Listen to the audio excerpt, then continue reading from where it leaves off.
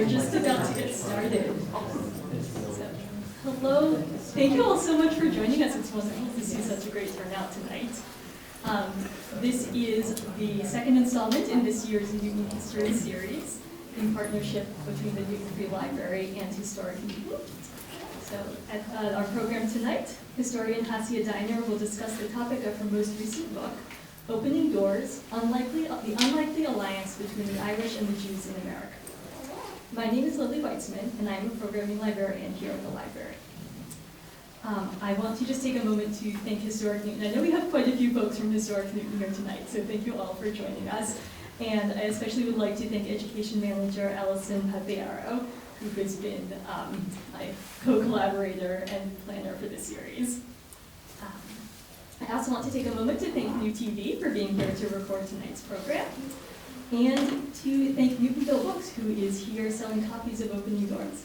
And Hasia Diner will be available to sign copies after the talk. Before we get started, I just want to mention the third and final installment of this year's history series, which is going to take place on Thursday, March 6th, also at 7 p.m. here at the library. And that is going to be a talk we'll be welcoming educators from the Charles River Museum of Industry and Innovation in Waltham to speak on the history of shuttle boats on the Charles River. So now I'd like to introduce our speaker tonight. Hasia Diner is Professor Emerita, New York University, where she held the Paul and Sylvia Steinberg Chair in American Jewish History. She also served as interim director of NYU's Glucksman Ireland House. Her work is focused on American Jewish history, American immigration history, and the history of American women. A prolific author, several of whose books have won prizes, she has won the Guggenheim Fellowship as well as a Fulbright Award. Welcome, Hasia Diner.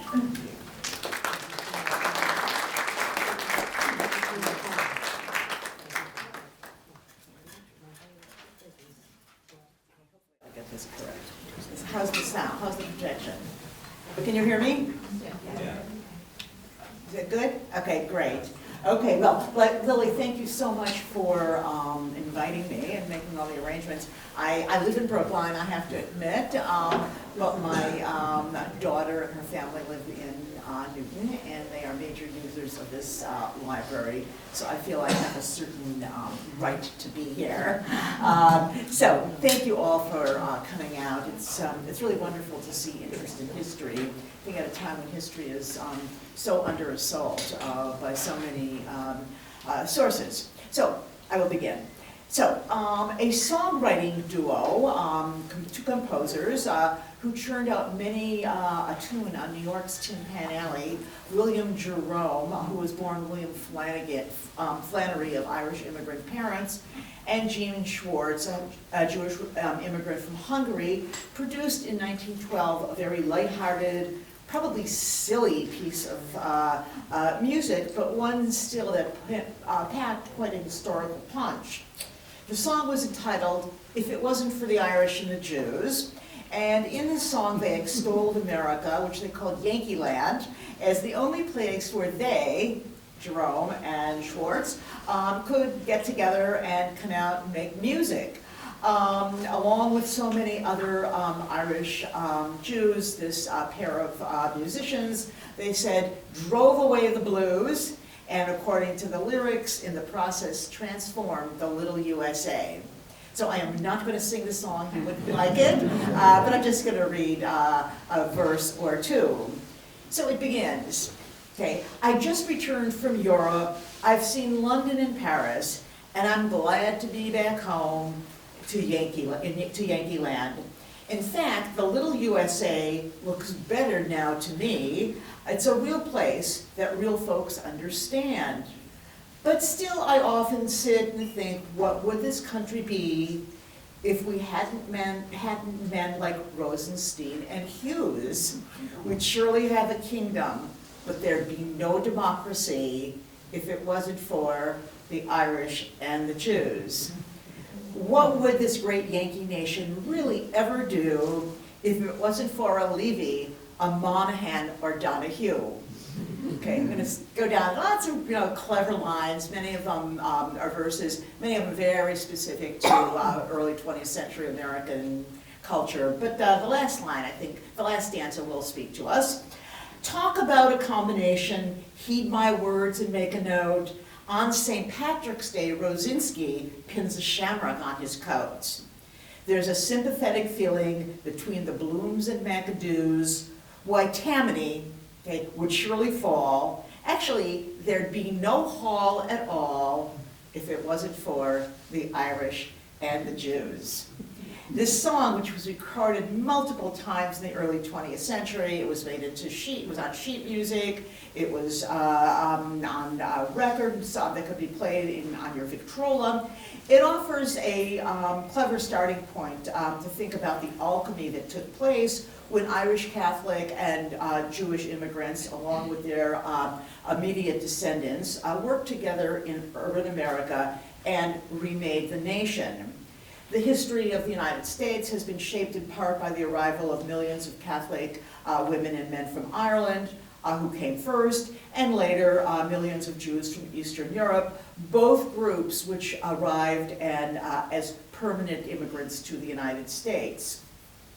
Their numbers and their participation in the American labor force alone would make them important players in American history. But so too their involvement in politics, the labor movement, public education, and popular culture, where Flannery and Schwartz met up with each other, changed their adopted land. Upon arrival, these largely working class individuals had no choice but to come together and to come to terms with the reality that although they were capable of becoming citizens, okay, although they could become citizens, as religious outsiders, they confronted a deeply Protestant, militantly, as so many times, American public, which defined the nation as theirs, and these two were only guests in the white Protestant American home. So each had to come to terms with each other and come into each other's orbit. So the words I want to share with you ask basically the question of how Irish and Jewish newcomers, again as their immediate descendants, as individuals and as the actions of their leaders of their community worked together to dislodge that nativist conceit and to move to make the nation a more inclusive one. Now, I think one of the kind of historic anomalies in shops during World War I, Jewish and Irish Catholic soldiers served in the same trenches and got to know each other. Like Jerome and Schwartz, they met on Tin Pan Alley and in other venues of popular culture. There were marriages, there was romance, there were marriages, and the like. Okay. Now, in this American drama that I'm going to be talking about, think of it as a drama, a play that we're limited to words, but it could be a play. In this very American drama, I'm giving top billing, starring roles, was it the lead actor, to the Irish Catholics, whether immigrants or their American-born children, as well as those with longer roots in American soil. They receive, for the most part, the greatest amount of attention because, indeed, they arrived earlier, they created a set of institutions which became key settings into which Jews wanted entry. They truly threw the American Protestant majority into a panic. Okay, and because of that, they were able to function as the defenders of the Jews, as guides, as teachers, to this later arriving population, which came in much smaller number. Now, the way I'm going to tell this story actually goes against the conventional grain.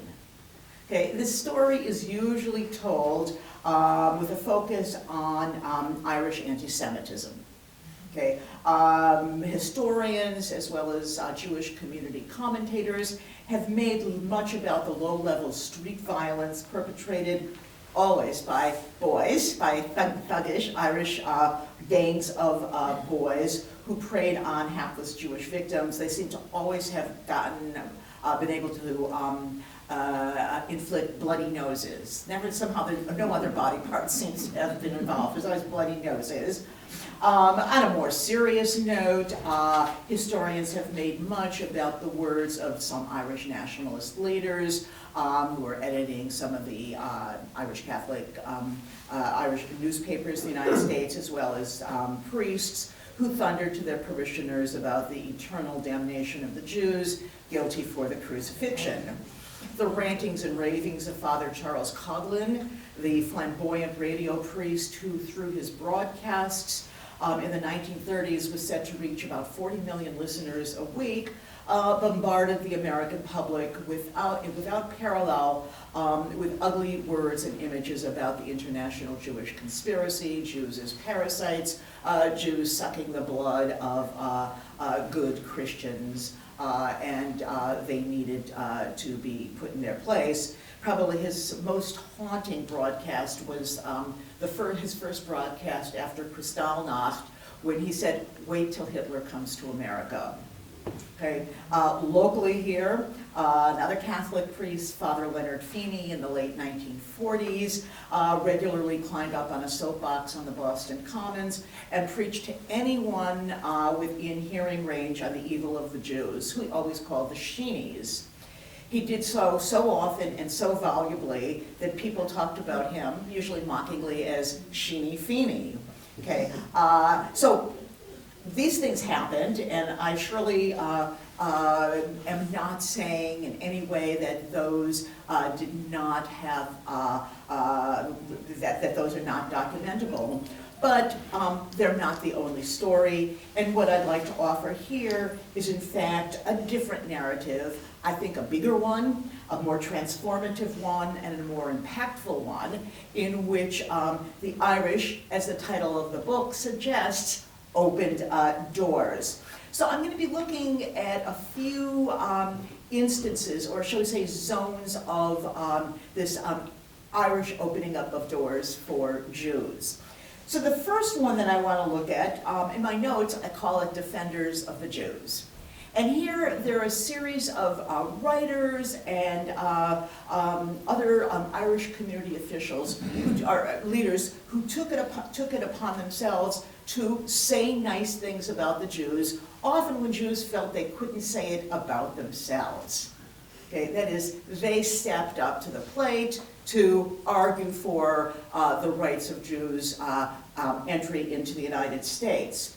So again, I'd like to talk about Boston because it's so important, but Rabbi Solomon Schindler, one of the most important leaders of 19th century Boston Judaism, he was the rabbi at Temple Ohabe Shalom, although it was certainly not on Beacon Street in that amazing building, then turned to the two editors of the Boston Pilot, John Boyle O'Reilly and his successor, Jeffrey Roach, both Irish nationalists, to use the pages of the Pilot to assist in Schindler's efforts to defend the Jews against defamation.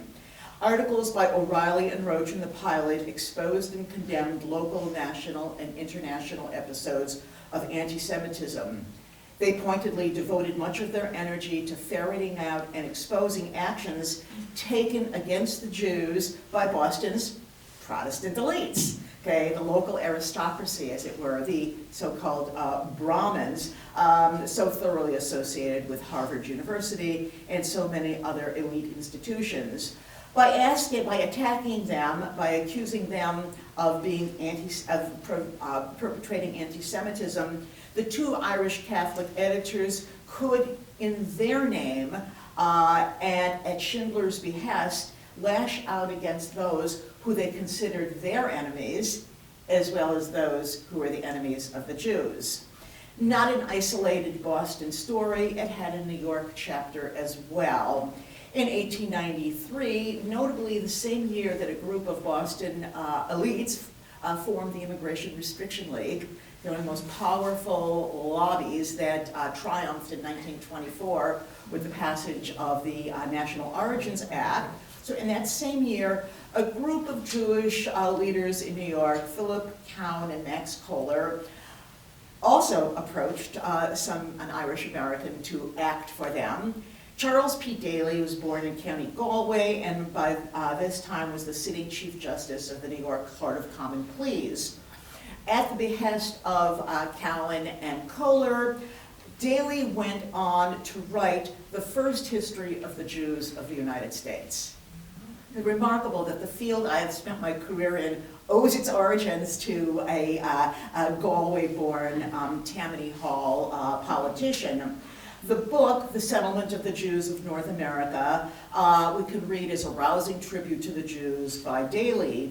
He showed, as no Jew before him had ever shown, that Jews had been present in North America since the 17th century, since 1654, and that they could not be considered aliens or foreigners, but were as Americans as anyone else. He also published a smaller version of this, but focusing particularly on the Jews of New York. Again, it was called The Jews of New York, and he proved once again in print that Jews had been in America for several centuries. They were an integral part of the life of the city. They were good citizens who contributed to the common good, and they always took care of their own poor. Okay? They were not dependent on public resources.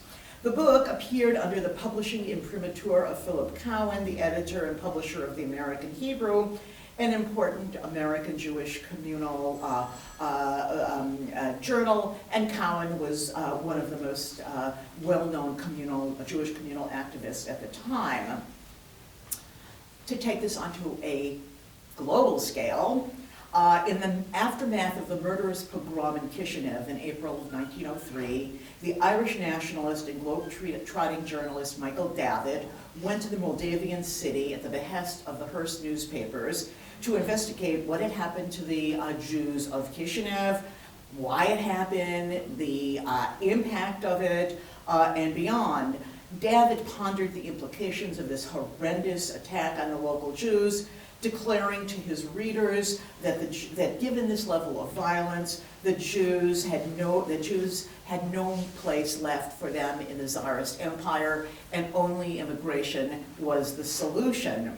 Now, the articles appeared in the Hearst newspapers, but upon his arrival back in the United States, a number of leaders of the American Jewish community from the American Jewish Committee and the Jewish Publication Society of America met with Davitt, and they encouraged him to bundle together all of his articles, expand them, which he did, and he published a book called Within the Pale, The True Story of Anti-Semitic Persecutions in Russia.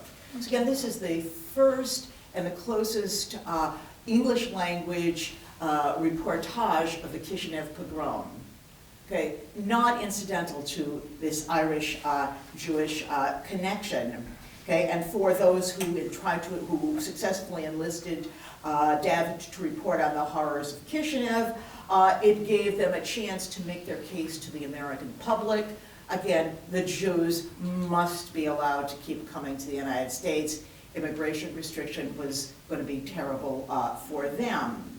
Okay, one more instance, although there's so many more of this kind of journalistic writing, use of the pen or the typewriter by the Irish to defend the Jews, can be seen in 1924 with the year of the passage of the National Origins Act, okay, not surprisingly, when a Jewish writer by the name of George Cohen published a book called Jews in the Making of America. And it was very much like the book by Daly, although this happened to be a Jewish writer. But without Irish Catholics, this book would have never come into being because Edward McSweeney, the president of the Knights of Columbus, was very worried about the pernicious influence at that time of the Klan, as well as the rise of anti-immigrant, anti-Catholic, anti-minority hysteria that was gripping the nation. McSweeney organized a project under the auspices of the Knights of Columbus, and it was a heavily Irish organization. It was a kind of pillar of the Irish Catholic communities. McSweeney organized a project that was to be a series of books, a whole shelf load of books, to be entitled The Racial Contribution to the United States, and it intended to highlight, as the title declares, the role of immigrants and other minority groups in the building of America. Now, only 3 books ever came out. Series just didn't, he could never get the funding that he needed for it. One of the books, amazingly, was authored by none less than W.B. Du Bois, which focused on African Americans. There was one on Germans who had suffered so badly during World War I, so persecuted in the nationalist hysteria during the war. And then there was George Cohen's homage to the Jews, the third of the book, of those books, which stands as a kind of bookend to Daly's work of Daly's books of 1890, detailing the ways in which the Jew has made himself, quote, part and parcel of American life. Okay. Again, there were many other examples of this, and each one is a fascinating little gem of this kind of synergy in which Jews recognized that it was not going to be so easy for them to be the only, or they didn't want to be the only ones making their case, and here was a perfect group to make it for them. Okay, the second zone of interaction takes us back a little bit to the song of that I began with, If It Wasn't for the Irish and the Jews, which had that line, there's a sympathetic feeling between the blooms of McAdoo's, Tammany would surely fall, why there'd be no call at all if it wasn't for the Irish and the Jews. So Jews coming to America, and this is going to be looking for the next few minutes at the urban political machine of New York and Boston and Chicago and New Haven and Worcester and Springfield and Albany and on and on. So Jews coming to America, starting in the latter part of the 19th century, mostly settling in in its largest cities, New York, Philadelphia, Chicago, Boston, entered a world in which Irishmen dominated the world of local politics. From the hallways of the apartment buildings where they were knocking on doors to get people to come out and vote for them, to the street corners and up and up and up, many of them landing in city councils and the city and a mayorship. The history of Irish prowess in developing and perfecting the workings of the machinery of urban politics has been told elsewhere. And I should just say that what they did is they were able to refine American urban politics, making it their own, and then paving a way for all other immigrant groups to follow as they could, although none ever achieved that same level of control. Now, for Jews coming to the United States, this was actually a remarkable moment. Mostly they came from places where they hadn't been citizens at all. Okay, so that would have been true for all the Jews coming from the Tsarist Empire. They were not citizens. They had no experience with the rough and tumble of coalition politics. Nobody had ever courted them, wooed them, tried to do good for them in order to get one thing out of them, their vote. Okay, Jewish men, they were white, their votes were up for grabs, and Jewish men were defined in that quest for votes as no more, or certainly no less important than anyone else. So in every city to which they went, Jewish men encountered Irish politicians ranging from the bottom of the ladder to the top. These Irish political operatives, sometimes they're called bosses, or sometimes the Pols, P-O-L-S, short for politicos or politicians. They show up at Jewish weddings and funerals. They come to B'nai Mitzvah ceremonies. They're at synagogue dedications. They show up to B'nai B'rith Lodge meetings, to the meetings of the Landsmannschaften, these hometown societies, mostly of Jews from Poland. They went everywhere and anywhere they could find Jewish voters. Big Tim Sullivan, one of the, again, masters of this in New York, set up a little table, or for himself or one of his lieutenants, in the vestry room of Congregation Beis HaMidrash HaGadol every Monday and Thursday. And you know, those are the days when the Torah is read, besides on Shabbat, on Saturday. And so there'd be this table in the vestry room of Beis HaMidrash HaGadol, and the men would come out after morning services, And there's Big Tim sitting there, shaking their hands, and the question is, what do you need? What can I do for you? Okay, one of my, I have to say, best sources were the day books of a New York politician by the name of Johnny Ahern. He was eventually the Manhattan Borough president after a couple of stints in jail for corruption. And the Jews were just as happy to participate in all the corrupt politics that was going on. So it's not a kind of one is more pure than the other. But Johnny, fortunately for me as the researcher, kept carbon copies of the letters that he sent out to constituents, as well as some of the letters from the constituents themselves. And so to just open the books, and there's writing to the head of the director of the New York Parks Commission, and saying, you know, my Hebrew constituents would like to have a booth in Central Park during their upcoming holidays so they could have food that fits their the restrictions. Obviously it's Passover. Is there any way Central Park can accommodate them? Some were much more personal. My constituent, Mrs. Abramowitz, and in fact that was the name of a woman who wrote to him, her son's in prison. And this is to the head of the Department of Corrections, is there a chance for him to get a leave for the upcoming holidays so he could be with his family? I have a constituent whose daughter would like a job teaching school. Okay, and these just went on, and in fact, these books were enormous, and I would sometimes randomly just open up, and there it was. And probably my favorite was a letter to the Kosher Poultry Slaughterers Association, where he wrote, I will represent you in your dispute with the Jefferson Market. So we can assume that Johnny Ahern didn't care about kashrut. He didn't worry how his chickens had been slaughtered, but what an act to have this man with such power speak for those who cared with the custodians of the market.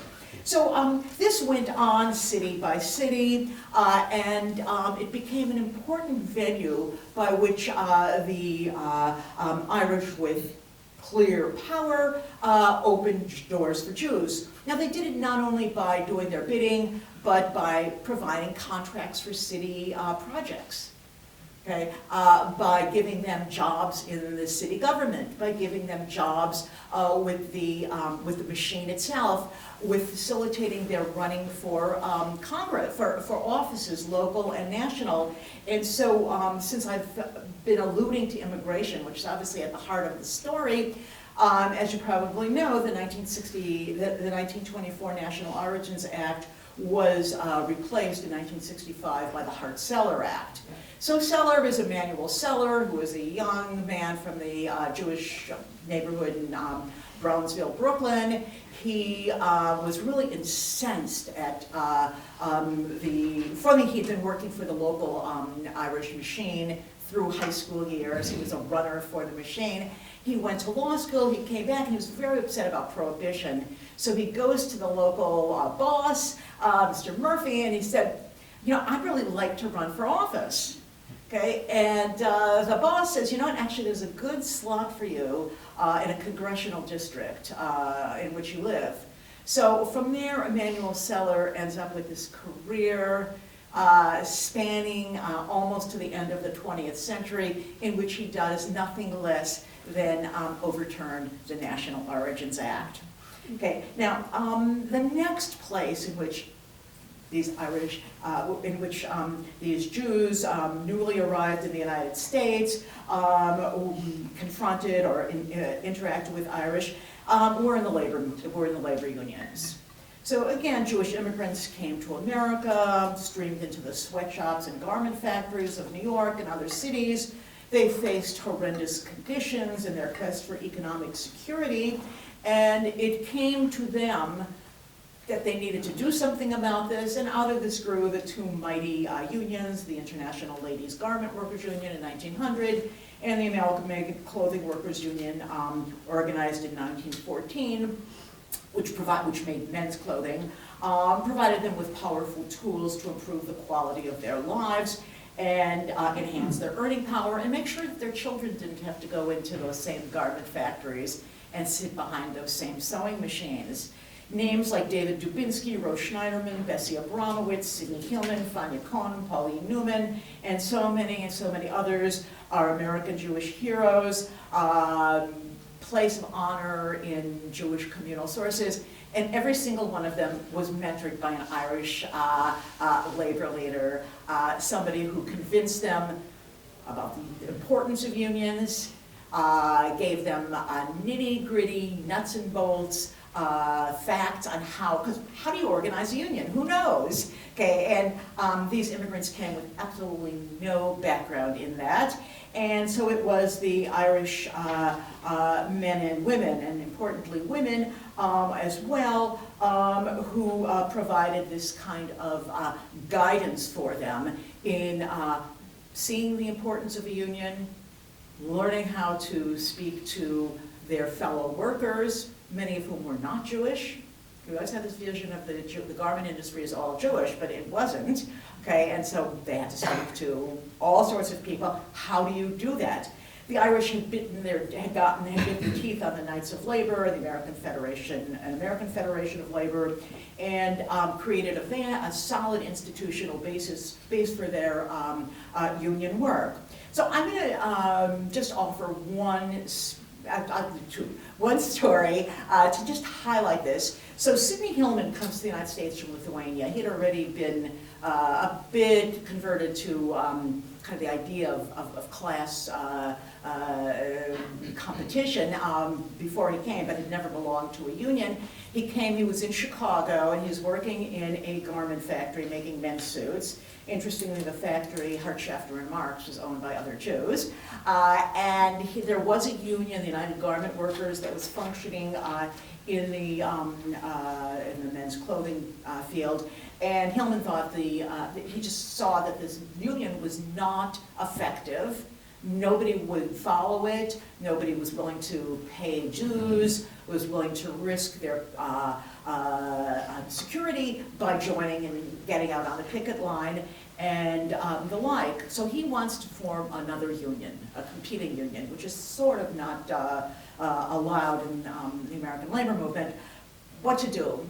So he turns to a man by the name of John Fitzpatrick, who was head of the Chicago Federation of Labor. And Fitzpatrick gives him some very good advice on how to do it, but his best piece of advice was go talk to Agnes Nestor.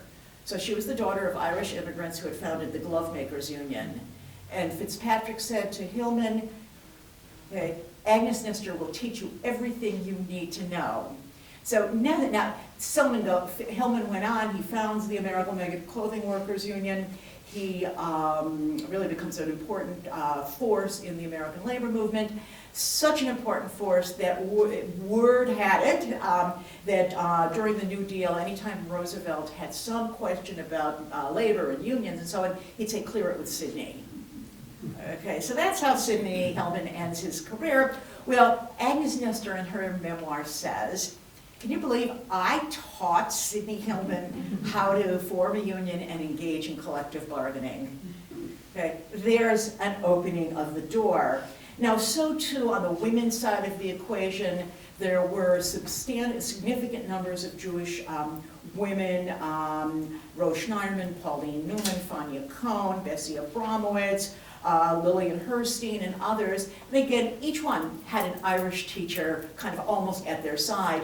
For most of the Jewish women, it was Leonora O'Reilly who gave those lessons, gave that inspiration. O'Reilly teaches Rose Schneiderman, a woman who was born in Kovno, and how to get up and give a speech. If she comes to the United States, where would she have learned to give a speech to a crowd? It was Leonora O'Reilly. So too, Mary Kenny O'Sullivan was one of the founders of the Women's Trade Union League. And interestingly, Louis Brandeis, who was the first Jew to serve on the Supreme Court and was known as Mr. Labor, he in his autobiography said, It was Mary Kenny O'Sullivan who opened my eyes to the importance of labor as a reason, as an important way to break the power of capitalism and the monopolies. Okay, so this kind of teaching went from the shop floors to ultimately the presidency and the Supreme Court of the Irish opening doors and teaching Jews how to organize and its importance. Now, my last sort of zone of this encounter literally involves teachers. It's literally about teachers. Jewish immigrants coming from the 1870s into the 1920s saw the American public schools as their proving ground. When they disembarked from Castle Garden and then Ellis Island, their younger children, and certainly those born in the United States, went directly into American classrooms where they met school teachers, women who themselves or their parents had been born in Ireland. Okay, the hundreds and thousands, indeed millions of Jewish children in the United States, born of immigrant parents, partook of profound American lessons from these Irish women who made up the backbone of the teaching force in, again, New York, Chicago, Boston, Worcester, Providence, and the like. Here we literally see an example of teaching. These schools provided crucial settings in which Irish Americans taught Jews to be American. American Jews have made much of the role of public education in fostering Jewish success, saying, pointing with pride to the swift movement of their girls and boys from immigrant steerage into the American middle class. But we could say none of this would happen without the legions of Irish American women, their teachers who were the guides to language, to the details of American culture, let alone the basics of reading, writing, arithmetic, and beyond. Now, by the latter part of the 19th century, Irish American women made up the backbone of the public teaching force in so many of these cities. It was important and honorable work, it was steady work, it was clean, reasonable pay for a woman at a time when women earned so little compared to men. And notably, well into the 19-teens and 20s, in all of those cities, teachers got jobs through the political machine. So the political machine controlled hiring for the schools. So there's a kind of almost pipeline of the daughters of Irish working class families into school teaching. These women served on the front lines of exposing newly arrived Jewish immigrant children to literally what it meant to be American. By virtue of their dress and their speech and their comportment, they conveyed American middle class life. It mattered very little that their mothers may have been domestic servants before marriage and their fathers unskilled laborers.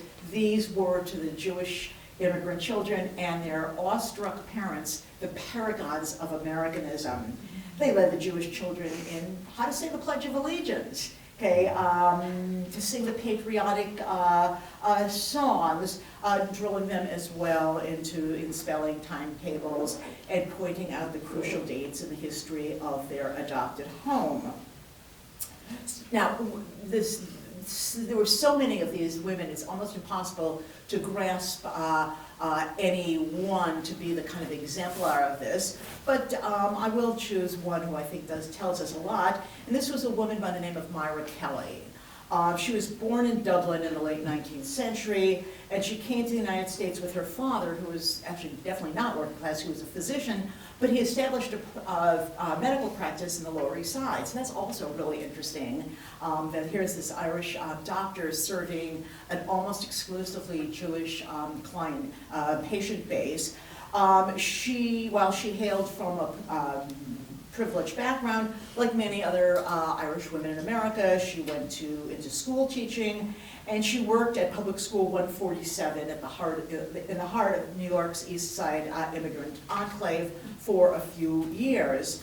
Now, we know her and her name because after a few years of teaching, she decided her heart lay elsewhere, and she became a writer. And she wrote short stories, which appeared in some of the most prestigious magazines. And she also wrote a few books. One was called Little Citizens, Wars of Liberty, Little Aliens. And these are warm stories about her character, Miss Bailey, and all the Jewish children who are in her class. The stories are told with warmth, with kind of heartfelt kind of embrace. There is nothing condescending, I mean, other than how an adult would write about a child, it's presumably always a bit condescending, but there was nothing at all problematic about their being Jewish and her being Irish Catholic. She learns a bit about their holidays. Okay, she hugs them when they fall. She comforts them. She insists that they're going to be that they are going to be good students and they have to work hard. So her story is easily accessible to us because of her fiction, but they still tap onto an important part of this history of opening doors. I'm just quickly checking my time, and I am doing fine. Okay, so the education story goes on, and then I'm going to draw this to a close. The education story has a final setting that I'm going to share with you, and this is also about Irish teachers opening up their doors for Jewish students, and this took place in a range of Catholic universities, all with Irish founders, Irish boards of trustees, Irish administrators. Many of the faculty were Irish, clerical or not.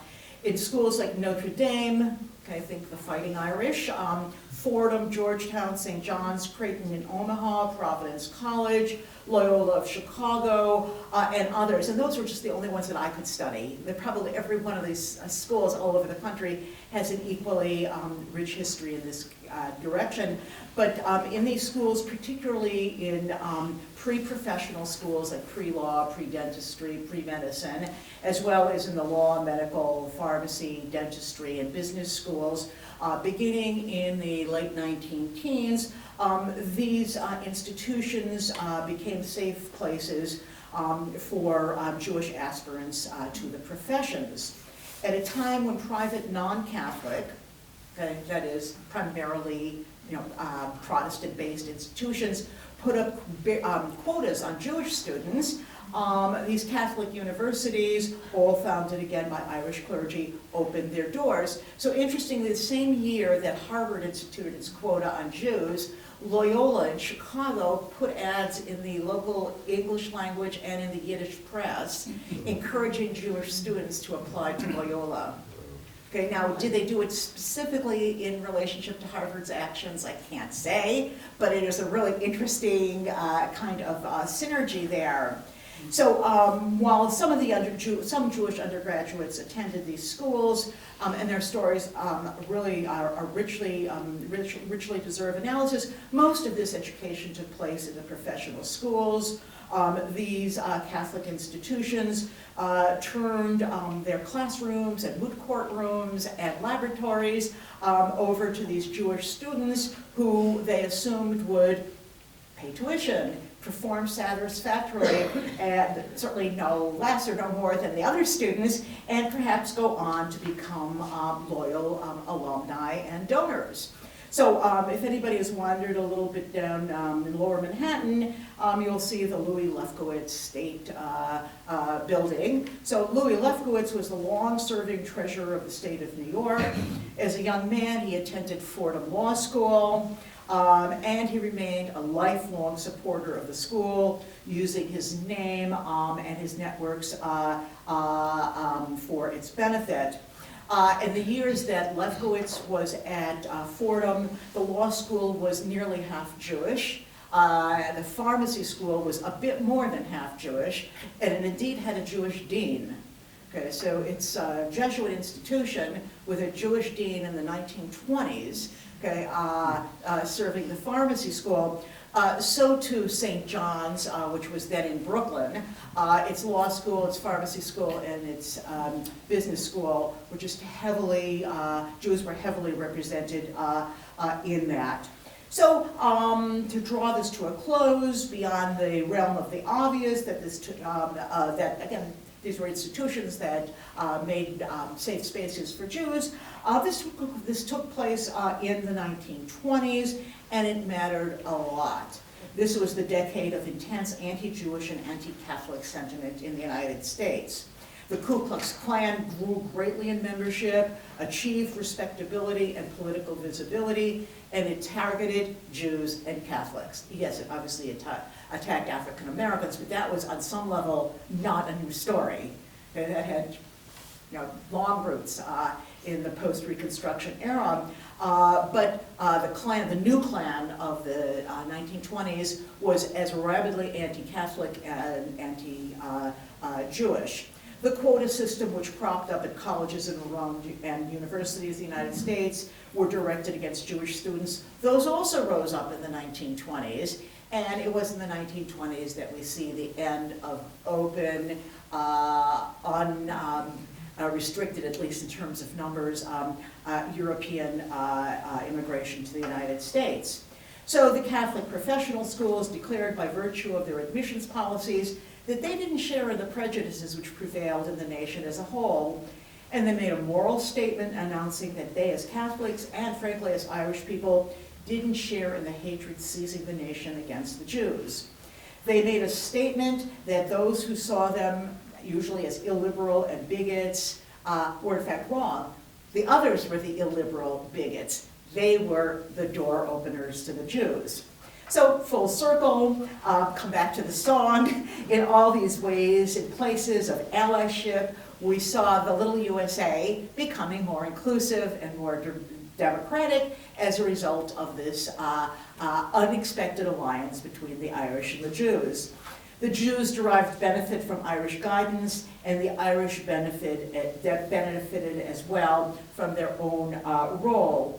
The two helped each other, and they helped make sure that the United States, quote, would be a democracy.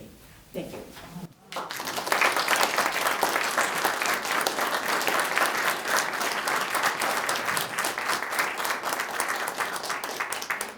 Hasia. We have time for a few questions. I'll walk around with the mic so that people can be heard by all. So, any questions?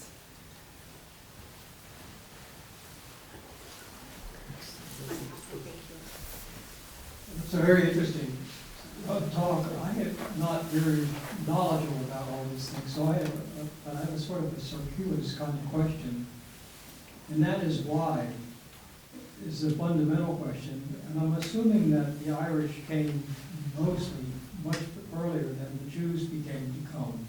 The Irish came in the Catena family in the mid-1800s, and the Jews came later. So the Irish had a chance to learn what it was like to be in the United States before there was a significant number of Jews that could be affected and helped by them. But I'm wondering, there must have been some economic motivation for the Irish to really help the Jews. What was this? They weren't just doing this out of being good citizens. What's going on there? Okay, great. I mean, that's a terrific question. And yes, I mean, it's not about love of each other. I mean, neither one of them said, God, I really like to meet these people. But yes, the Irish had much to gain from it. And in each one of those zones, there is a particular narrative. So the dominant rhetoric about the Irish in America, the Irish Catholics in America, by the white Protestant American masses, they were a bunch of ignorant, drunken, bigoted, pre-modern or anti-modern louts who were good for day labor and nothing else. I mean, it was just a really profound message. And here they are showing, that's not who we are. We're the ones who are building these schools and letting Jews in. We're the ones who are teaching the Jewish children. Okay, it's not us who are the bigots, it's them. Now, in the labor movement, the Irish labor leaders have much to gain by making sure the Jews are organized, because it makes the whole enterprise of organized labor in America more powerful, larger numbers, more effective. So they need to gain new recruits to staff, as it will, to make up the population of those who belong to labor unions. In politics, it couldn't be simpler. Jews have votes, and they naturalize at a very high rate because they don't go back, and they actually show up and vote a lot. Very high voters, and it's interesting, there's a very different dynamic between the Irish and the Italians, okay? Because the Italians have a very low rate of naturalization and a very high rate of return migration, so they don't jump into the political process, but the Jews' votes are up for grabs, and all the Irish, I mean, presumably anybody in office wants one thing, which is to stay in office. But the Irish, by the 1880s and 1890s, what the Irish politicians in places like New York and Boston and Chicago see is that their percentage is dwindling. Okay, there's this mass migration from Eastern Europe. Okay, the Irish percentage of the urban population is declining, and so who's going to vote for them? They can't just rely on Irish votes. Okay, well, here's this group that has a lot of stuff it wants. It goes out and votes, and they are perfect partners in I'm going to call it a dance of democracy. Okay, and for the school teachers, this is a wonderful occupation. I mean, for a woman in late 19th into the early decades of the 20th century to have a job of such dignity and they don't go and recruit the students are there, but it really enhances their own status as teachers to be on the front lines of integrating immigrants. So each one has its own story, but in each one, it's not about cultural pluralism or multiculturalism. They don't have little festivals to share their food or to meet and greet. It's very practical, it's utilitarian, and in some ways much more effective than that kind of model of kind of trying to convince people to like each other. It just happened. We have time for maybe 2 or 3 more. Okay.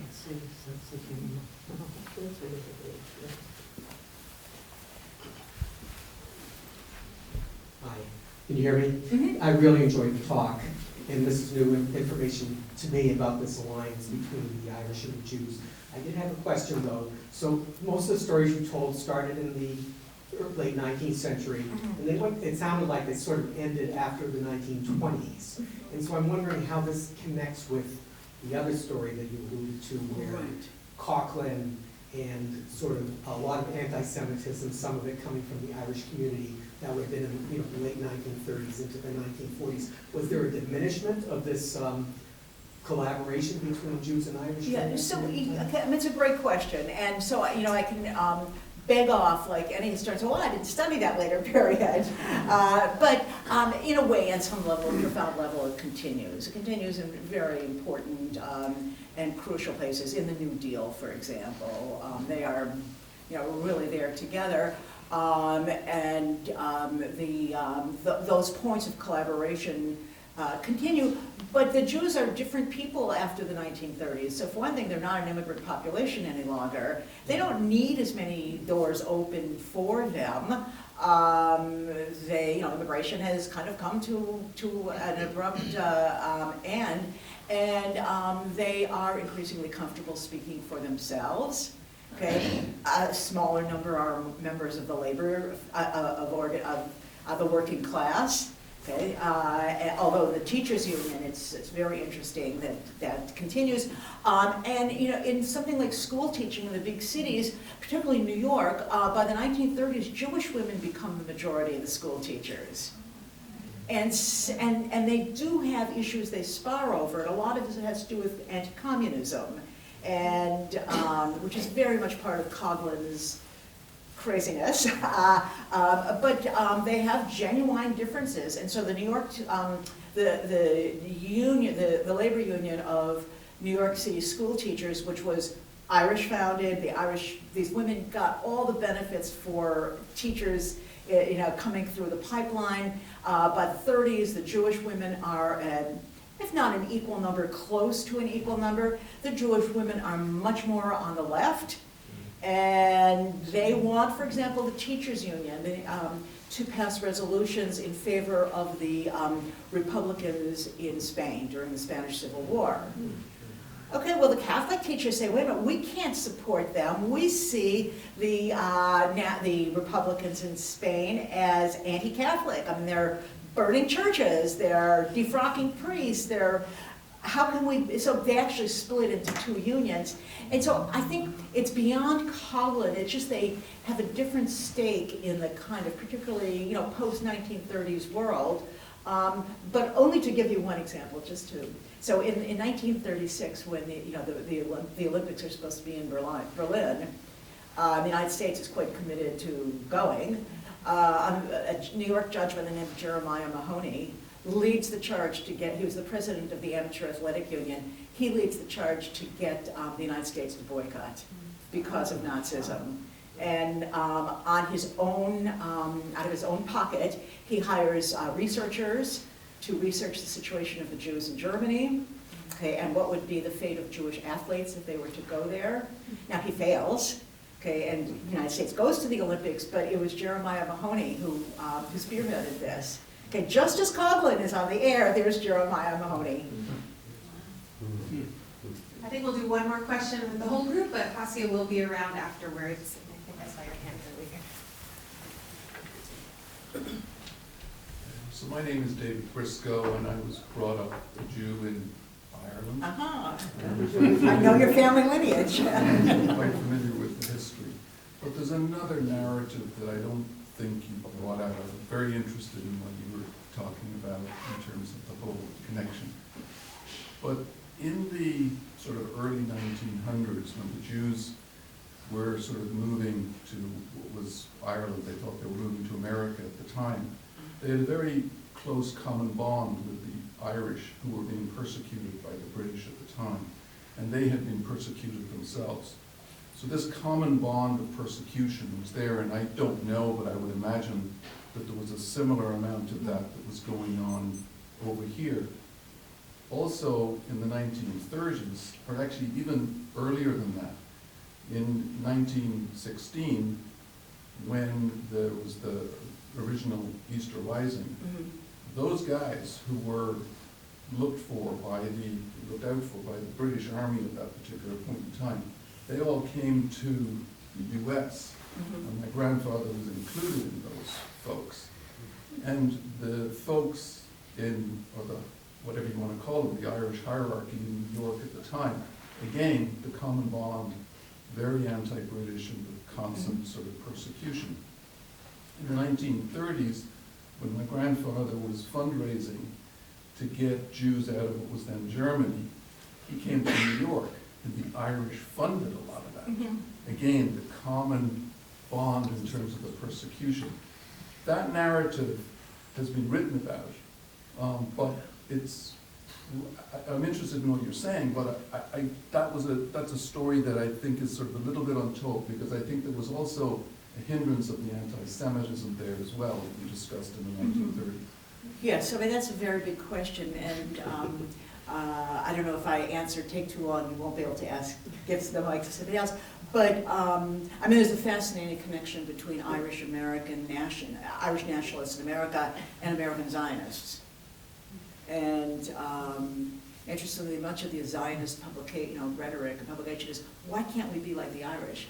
And American Zionists would actually go to some of these Irish race conventions. They're almost like taking notes. How do they do it? Because we can't do it like they do.